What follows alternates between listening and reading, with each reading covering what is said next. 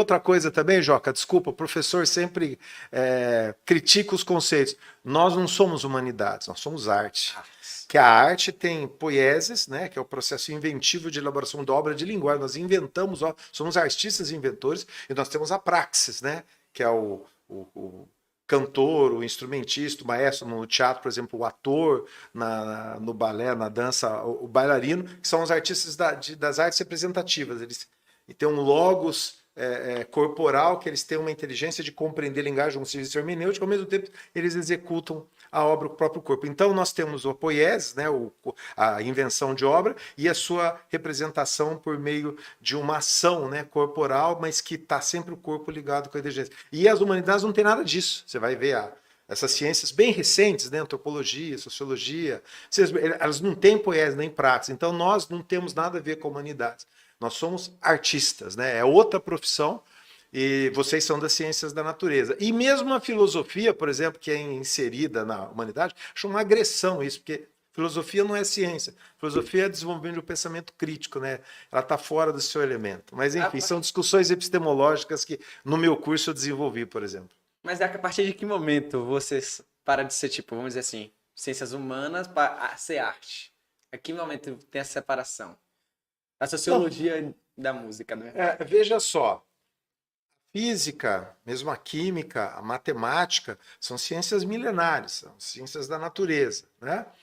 Inclusive você tinha na antiguidade a propedêutica pitagórico-platônica, né? Não obstante o misticismo que envolvia de Pitágoras a Platão, né? Você tinha ali o que depois se desdobrou com Cassiodoro na Idade Média, o quadrivium e o trivium. Né? Então, o quadrivium seria as ciências matemáticas, né?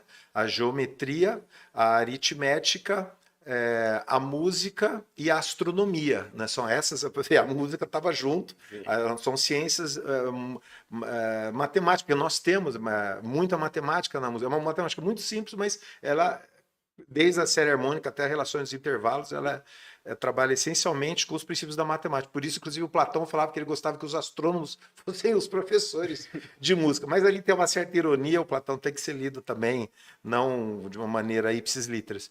E aí você tem o trivium, que são as chamadas ciências da linguagem, né? Que era a gramática, a retórica, a dialética. Eu acho que a divisão das artes liberais da Idade Média, entre quadrivium e trivium, é melhor do que essa da exatas, humanas e biológicas. Isso é de uma burrice muito grande, porque não existe uma ciência biológica, existe uma ciência da natureza e a biologia depende da física e da química. Um biólogo que não sabe matemática, não sabe física nem química, não é biólogo. Então, estão muito atrelados, né? E, ao mesmo tempo, as exatas são os princípios da ciência da natureza. Vocês têm que conhecer as leis do universo, né? Essas leis físico-química biológicas do universo, né? Então o Trivium resolvia porque discutia, por exemplo, a questão da linguagem.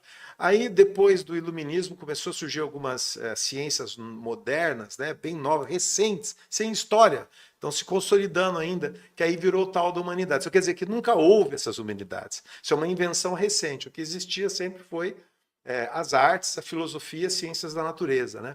E a divisão contrário acabou sendo prejudicial, porque acabou se não entendendo mais a essência da arte, né? Então a arte ela tem, como eu falei, a poesia, a praxis, que essas outras humanidades não têm, que essas chamadas humanidades.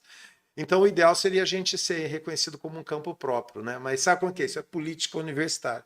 E aí as artes acabam sendo os pobres, né? Acabam recebendo sempre. A gente acaba tendo assim infelizmente ainda não o reconhecimento devido. A USP até que está à frente disso, mas tem lugares que realmente cursos de artes são bem mais precários. É uma pena, porque deveria incentivar, porque as artes fundam a história.